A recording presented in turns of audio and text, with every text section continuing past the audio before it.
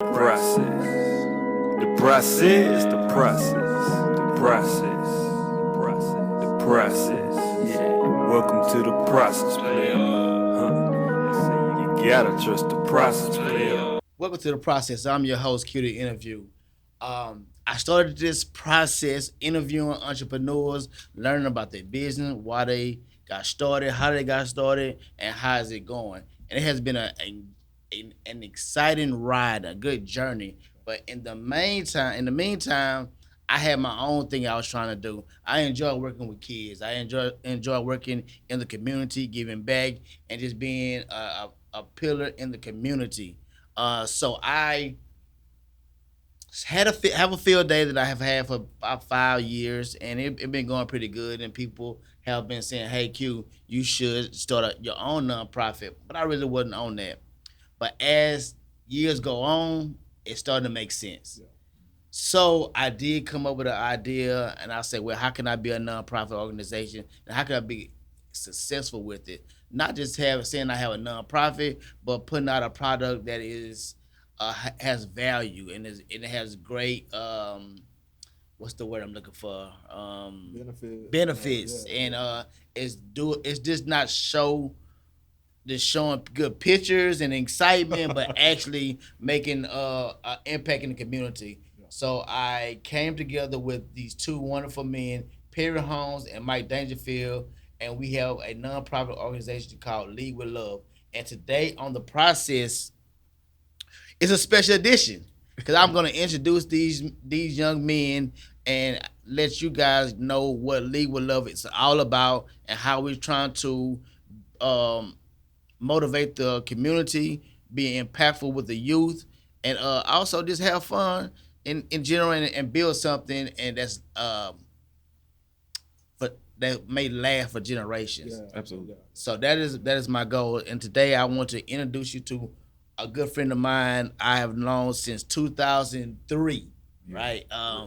He was my LCM at Prairie View A&M University. Yeah, Trey. What's the LCM for the people who don't He know? was Learning community manager. learning community manager. Yeah, Yeah. you know See, what I I'm learned something there too. Old Yeah. school dorm director. Dorm director. Okay. And Like as an advisor, yeah. kind of. Yeah.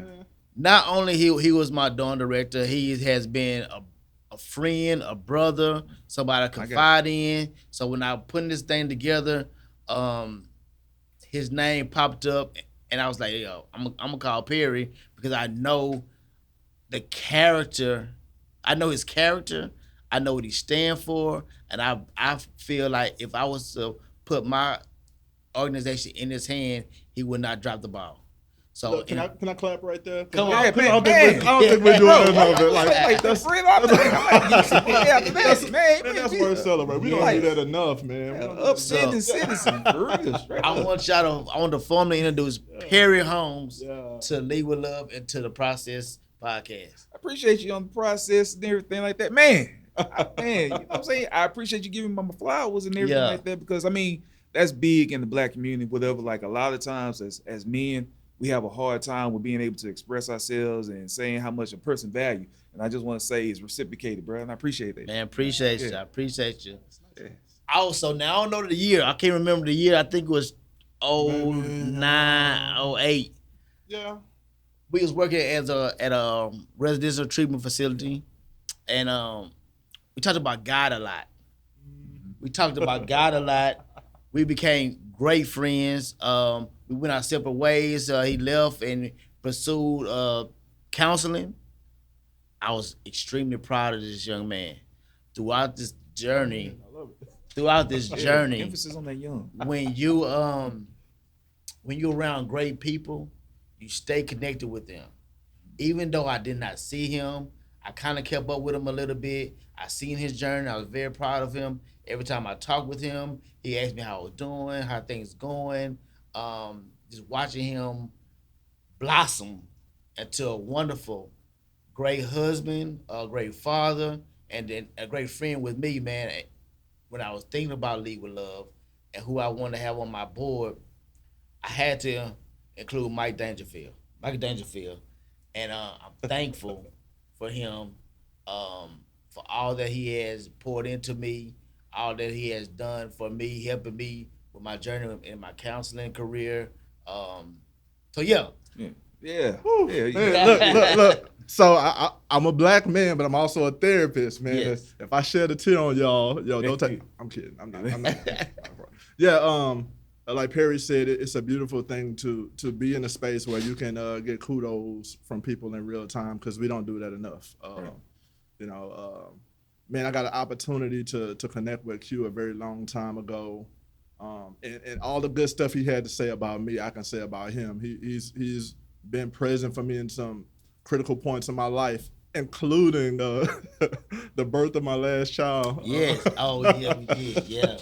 You know, he keeps calling me young, but you know that young is a little subjective. So yeah, that's a life transition. Embrace that, man. Embrace Hey, that. I enjoy it. You know, you're only as young as you feel. That's what they say. Facts. But yeah, I love this fellowship, and I just got a chance not too long ago to meet Mr. Perry, and I tell you, like, we've had a solid connection.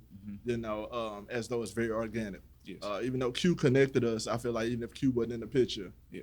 I can rock with him just because, Okay. as the young folks would say, the aura and all that kind of stuff is real. Okay, so I'm gonna ask you a question. Okay.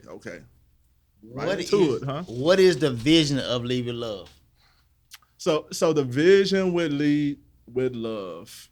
When you take away all the as you said, the photo ops and all the things that people might see, it's the idea of connecting the dots between healthy adulthood, healthy mindsets, healthy living, and that gap, you know, somewhere around the adolescent, young adult period.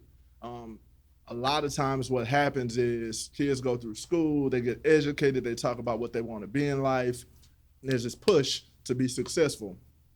But people have problems. People have problems. And sometimes it really takes individuals who are not so focused on trying to get theirs and saying, I'm getting mine, that's what it's about. But looking back and saying, hey, I need to make sure I'm pouring into somebody, you know, because that's going to be good for the generation. It's going to be good for society. And it's just a good thing to do, to pour into people. So it's really about pouring into young folks who are in that transition period in their life, 15, 20-ish, right, who might not have the most support, but need the support.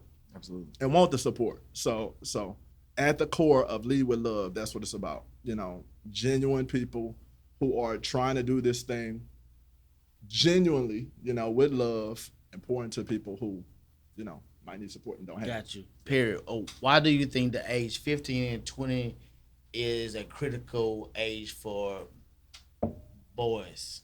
I can just talk about my situation. Like around 15, you know, you kind of like trying to figure it out. You know, you got a lot of things. It's like, I'm gonna go to college. I'm gonna go to the military. Parents say the same thing. Like, one thing you gotta do is go get up on a house. You know what I'm saying? Right. So at the end of the day, that time is one thing, and then you actually go through the same thing around 20. Even if you do make a transition to like college, or you working in the military, or whatever the case, you got to go make real life decisions. Absolutely. You know, so I think 15 to 20 is just one of those things where you just kind of figure it out, and it's not gonna necessarily mean that everything gonna make sense, but that's a good opportunity for you to kind of like start developing your crossroads of life, because whatever decision you make is gonna lead down some way that you got to figure it out. Right. At 15 and 20, did you have a mentor in your life, or did you have somebody you looked up to? Nah, like, okay, so 15, I was focused towards football. I was football. So naturally, looking at coaches, you know what I'm saying? So and this is the crazy thing about coaches. And yeah, a coach to me, it gets away with the most. They the only individuals that can cuss you out and everything like that, and you'll run through a wall for them no matter what. Right. But in actuality, they really don't give you no advice. Well, son, you need to go just, you know, Suck it up. You got to figure it out, you know what I'm saying? Put some dirt on it, whatever case. So I didn't have no like mentor or anything like that. And then as far as like, you know, I wasn't one of the smartest kids in my school, so the counselors didn't really fool with me like that. Right. So it was just, you know, my mom, my dad, and church. Got you. You know. Okay. So, Mike, the importance of having a male figure in these kids' life, how important is that, or is it important at all?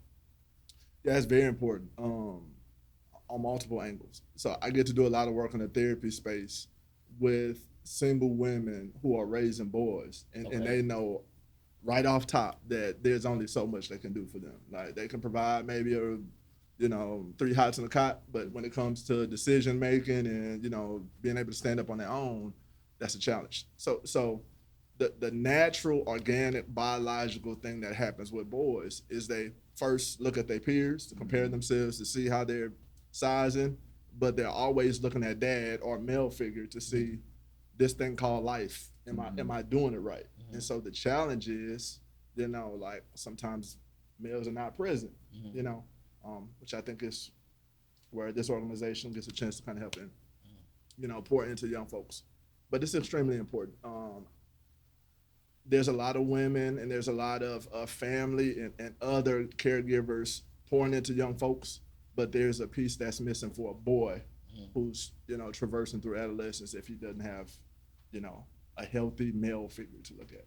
Okay, that's cool. So a lot of times we use the word accountability. And this organization, Lead with Love, is a mentorship program, and we're gonna hold the kids accountable. How are we holding each other accountable? How do you think, as an organization, as a board? Like we got to talk to each other. That's one thing. Like we talk, and when we talk about like what's on the agenda, what's the deadline, what are the things that we need to to do. And even though that's from a professional sense, it kind of like, again, like Mike said, it's kind of like organic for us to be able to talk about like real life things. Yeah. It's nothing for us to have because I think a lot of that as far as mentorship is the real life connection of having conversations about things that matter. Okay. If you think about it, the word relationship is based upon things that you can relate to. Gotcha. So with that, with our program, we want to make sure that we're holding the students or kids or men, whoever accountable, but we got to develop that relationship. We got to make sure that things are relatable. You know what I'm saying? Because at the end of the day, if I can't talk to you about like regular stuff, then I don't want to talk to you at all. Gotcha. Okay. So you and I have been friends a long time. We're frat brothers and everything else. And so our connection is history. But you and Mike don't know each other like that. Right. So over the time, we're going to continue to have that cohesiveness between us so that we could build that rapport and being able to talk to each other. Like I could call Mike and talk to Mike about this, and I could call you and vice versa. So as we put this program together, I want the people to know that we're building as well. You about to say the world? Yeah, the world to know. Let the world know. Let the world know Let the world know that we're building as well. But what we putting out is also what we pointing to each other. Absolutely. Q, you know what? That's a good point because I'm gonna tell you, I appreciate you. On Father's Day, no, I'm not a father. You know what I'm saying? I had my own, me and my wife, we had our own little situation that we were going through, and you used to wish me happy Father's Day. And I appreciate that because you didn't have to do that because a lot of times where, you don't know what a person may be going through mentally and everything like that. And I lost my father, probably like 4 years ago. Wow. Whatever. So a real one. yeah, you know what I'm saying? Yeah. Shout out to Perry Lee. Where you at? But no, I just want to say, man, I really appreciate that because at the end of the day, man, that you don't know what happens and what's a person going through. And that's an organic thing for you to be able just to hit up somebody and say, what, happy Father's Day, whatever. I just want to say I appreciate that straight up. Man, look, I appreciate that. And that's heartwarming to me to know, at least now, a little bit about your story. Yeah. But I can tell you from the time that I met you, no doubt you've been a father figure. The nature of your job, how you are connected with people. So in my mind, there's fathers who are biological and there's fathers who are, God-given by choice. Absolutely. Church, coach, school, no doubt you've helped raise plenty of kids. So yes, yeah. yeah, he has. Big kids too.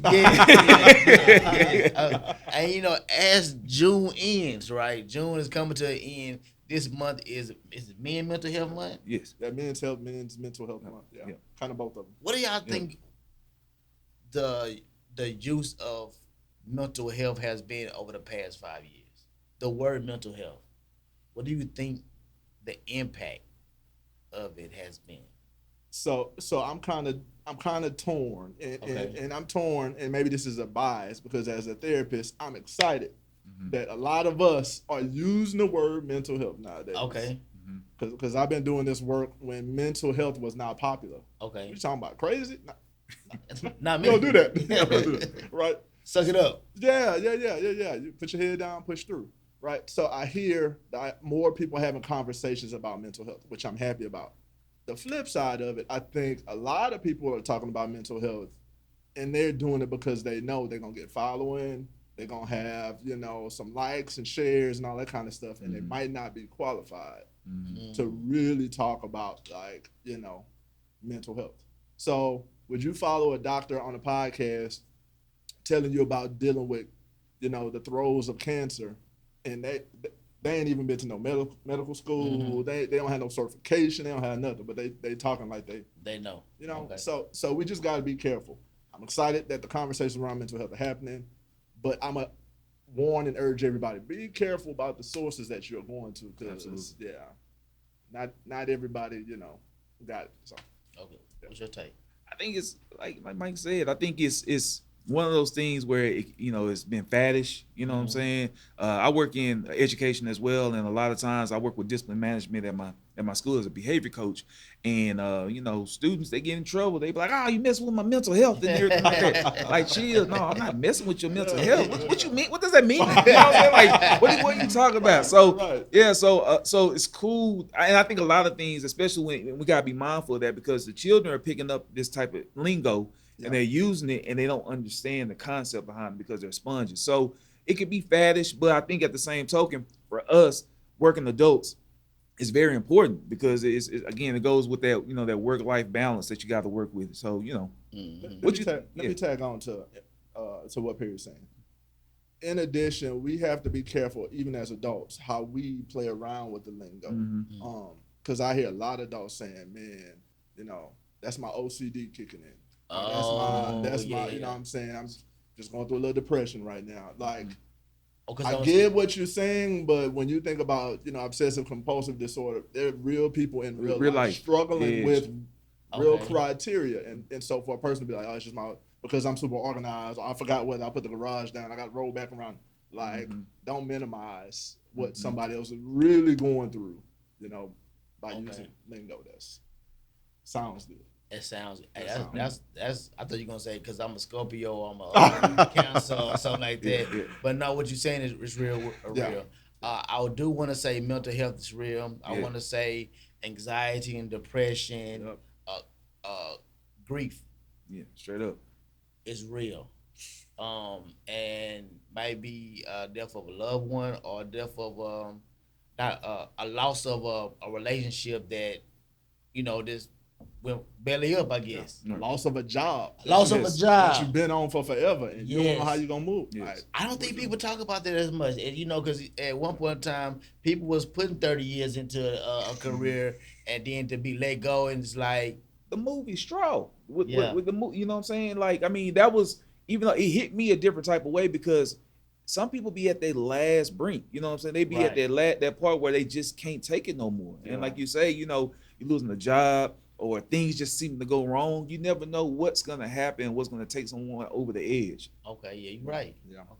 So we talk about men's mental health in June. What did you guys do for your mental health this month? I jumped, bro. I think I did 3,500 jump ropes. I mean, you could catch me at the gym, just going whatever. Yeah, and you know what? The main reason why is because working out for me, one, is helping me with my overall life. I mean, again, you just want to emphasize everybody. You know what I'm saying? Do whatever you need to do right now, so you don't have to do it later. Okay? Because the numbers, as far as black men, they matter. As far as like our cholesterol, our prostate, all those type of things we gotta do. But with me, I worked out, and with that, I do jump ropes every workout I do. I do 500 jump ropes either before my workout or after my workout, and that just helps me just challenge myself. Okay, that's good. What about yourself? Mine has been. I wish it was as physical as Perry's was, but it's actually been more mental, because I've been having to get myself more organized. Like I find myself locking in at times and doing what we typically do as black men: go, go, go, go, go. I'm gonna be all right as long as everybody else is, cool. I'm good. So I've been sitting down and organizing my day and modifying my schedule, and not trying to say it's Men's Mental Health Month. As a therapist, I need to show up and broadcast. I probably posted less this month than I have all year, just because I'm trying to be intentional about making sure I'm checking in on me. Had a couple events that's been good, pouring into fathers. Have stayed on top of my health, but not been super intentional. Physical health, Okay. but not been super intentional about it. Are y'all going to your doctor's appointments? Yeah, got to. She gonna call me. I gotta get my medicine. You know what I'm Yeah. saying? Like Okay. straight up. So let me drop something on that right now, which y'all probably not ready for, but maybe this is for part 2 of a podcast. No problem. So I went to my doctor at the beginning of this month and got a diagnosis of glaucoma. Oh. Yeah, and so I'm like, okay, glaucoma, you hear it's pretty common. Except my mom is completely blind. And around 50-ish, late 40s, early 50s is when she kind of, lost her vision. Mm-hmm. So going to those doctor's appointments, having to get all these screening and tests, and hearing the doctor say, it's not a matter of if, but when. Mm-hmm. That was eye-opening for me. And so all the therapy I get to do with everybody else, thank God, I practice it with myself first because I had to say, okay, what does that look like if my vision goes? Right. So is that in the back of your mind or hereditary that you could lose your vision? Yeah. So some of it is, biological and genetic, and apparently on both sides of my family. So, Okay.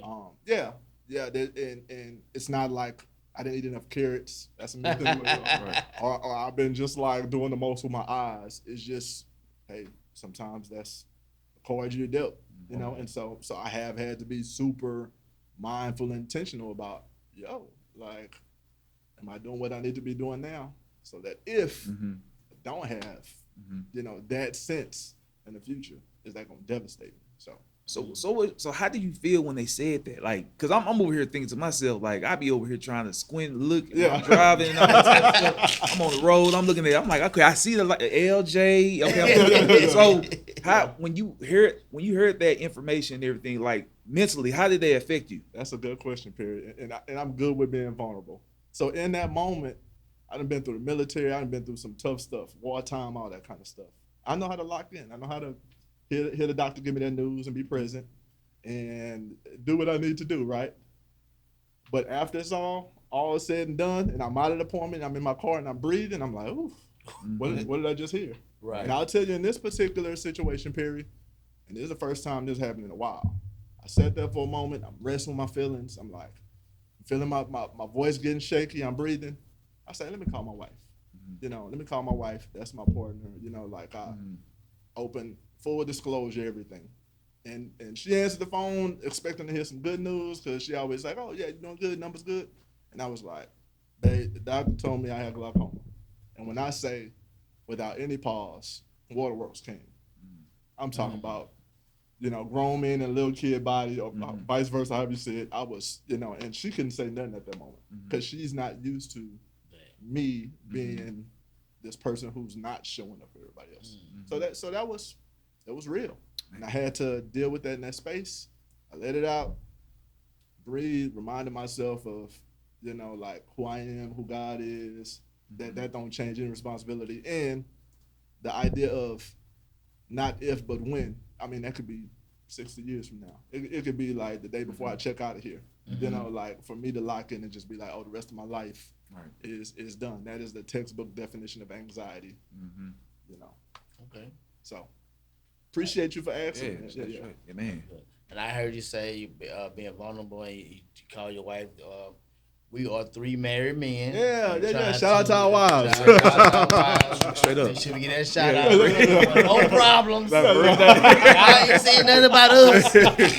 what you mean? Your mental health. For real. Right. So no problems. So also with I think about mental health. It just it's important.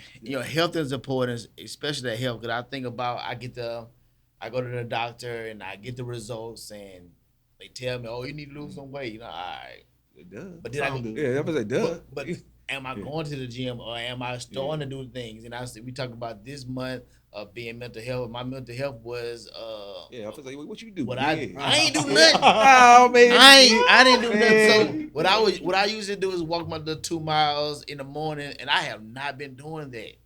And that's the time that I was walking. Me and the good Lord have our battles because he ain't doing it what I told him to do. You know what I'm saying? Right. He need to do what I tell him. Right. But he on time. Yeah. Always. So I haven't been doing that. there playing. And so my commitment is starting tomorrow. I'm gonna start getting back up and doing my walks and talking with God, and also my own meditation and just taking in the moment. Yeah.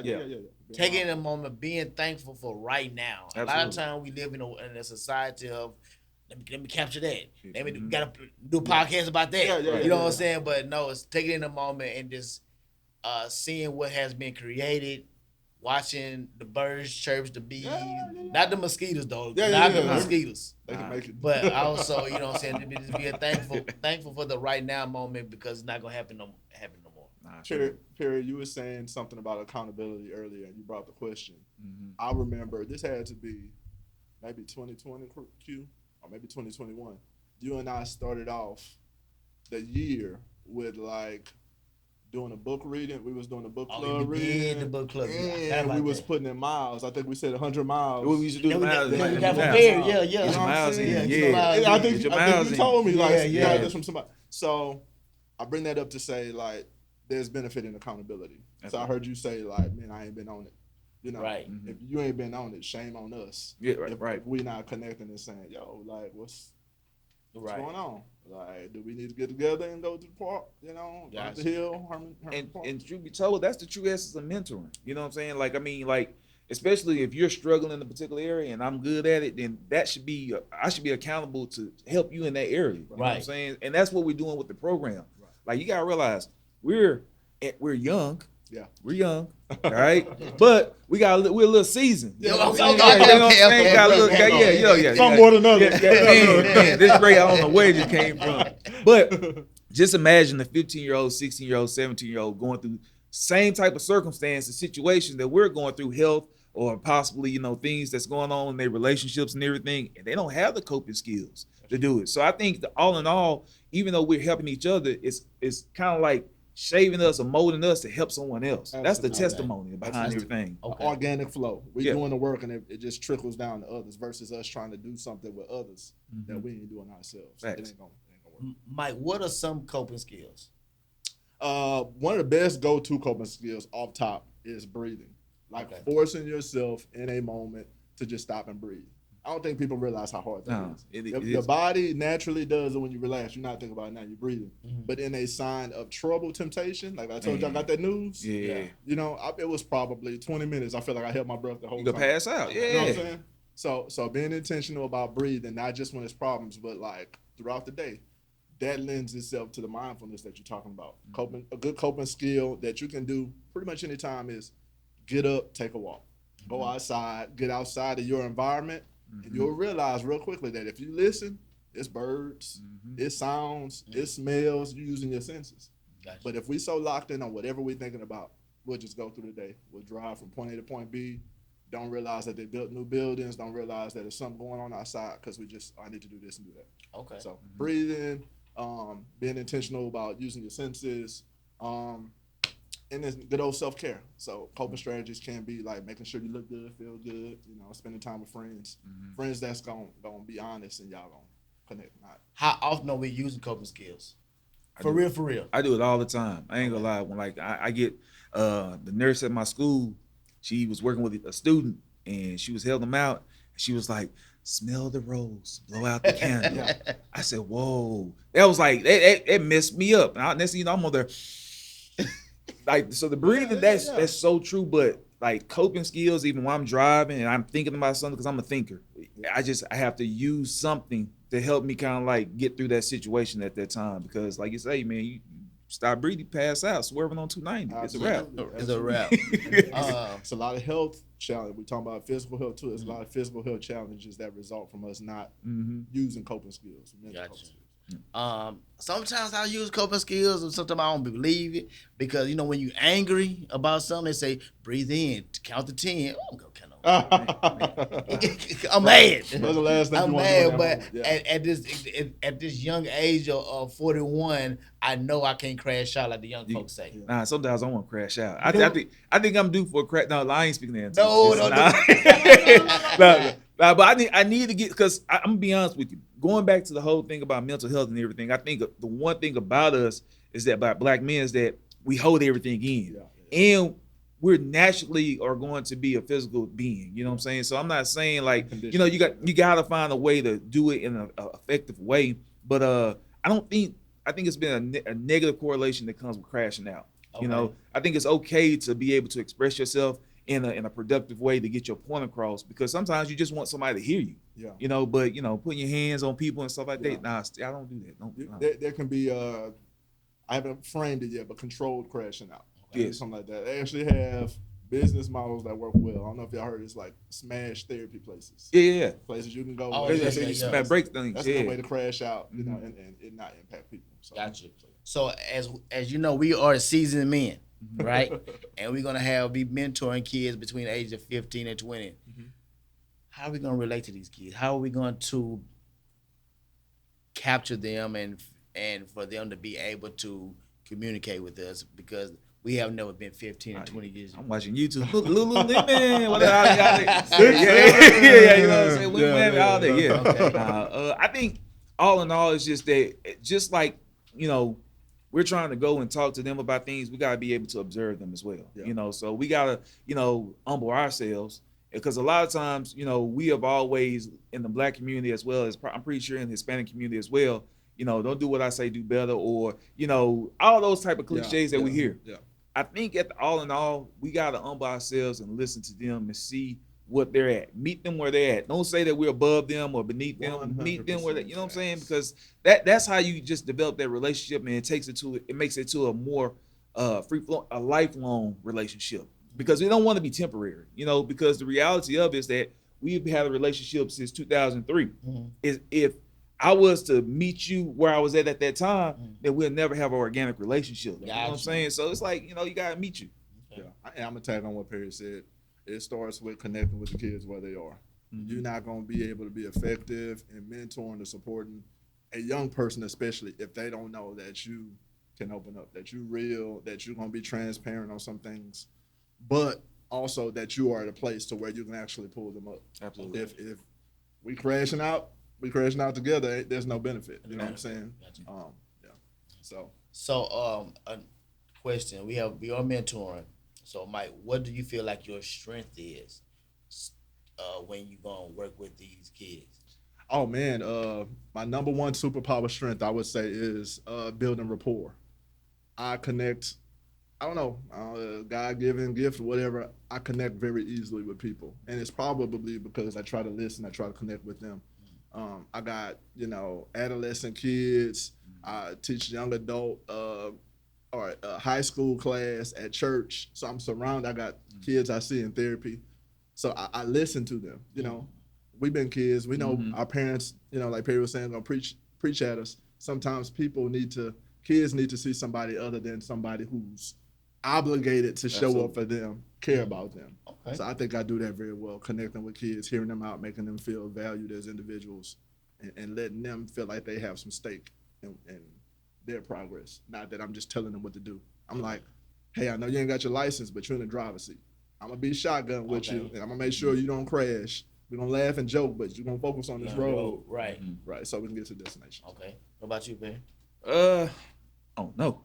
Because again, it goes with like Mike saying, I work in a middle school, you know, so, and I work with behavior students. So some things just naturally come out, and I think it's just the realness. If anything, yeah, I'm just gonna be real with them. You know, I tell them all the time, the circle of control is a real thing. You know, all the stuff that happens on the outside, you have no control over, but you can control how you react to situations and everything. So, you know, and plus I'm from Oak Cliff, Texas. I'm gonna use some old school, them old school cliches and everything like that. Boy, you better go and get yourself together and everything. Shout out to Oak Cliff. My wife from Oak Cliff too. You know what I'm saying? That's the D. Okay. I think that I think I'm an all-purpose player. Okay. I'm an all-purpose player. I can bend and twist to where the person needs and what she'll benefit from. I don't know everything. I'm not super smart, but I'm very resourceful. Oh, Penny Hardaway. Yo, you gonna facilitate that. Yeah. Throw it up. Cross I'm up, gonna go for Hezzy. 31 days and I'm gonna hit for 15. Yeah. Come but on. That is my strength. That's my superpower. I don't know how that came about, but it's going through life. So me working with your child, it's hopefully benefit them, and Oh, then for sure. I and, will. and For sure that they can take something from all three of us. Absolutely. So the program is really it's a 90-day program, and also we can't accept everybody. We cannot, unfortunately. We can't accept everybody. We're starting off small with Yeah. maybe 3 mentees, Yeah. and for 90 days, one person get a mentee, and then the next 30 days we just rotate. Mhm. So it's over 90 days, and we're not just working with the kids. Parents are involved. Absolutely. Have Yes. to be. Absolutely. Have to be. This is a It starts with team. y'all. It's a team effort. Yeah. So in the 90 days, your child will be with all three of us, and once they graduate the program, then they have 3 people that they can connect with, get resources from, Yeah. and also be introduced to the new mentees that come in after them. Yeah. And we're gonna keep it going. And as we go, we're gonna pick up other mentors, but the mentors have to have the same values and the characteristics that we have. Yeah. You know, we don't discriminate against anybody or lifestyles or race or anything like that, but we're gonna stay with the core values Absolutely. of what, and then we're gonna stand on that.